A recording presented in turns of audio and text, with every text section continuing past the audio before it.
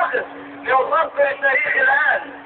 نقول الآن كما يقول كل شعب مصر أن من خرج في هذه المظاهرة فهو على الحق، ومن قعد في بيته متكاسلا فهو على الباطل.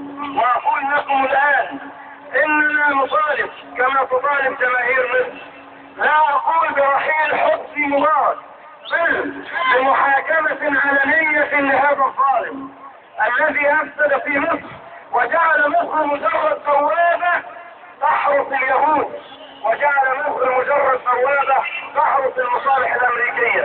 اهتفوا معي الآن: لا مفاوضة، لا مصالحة.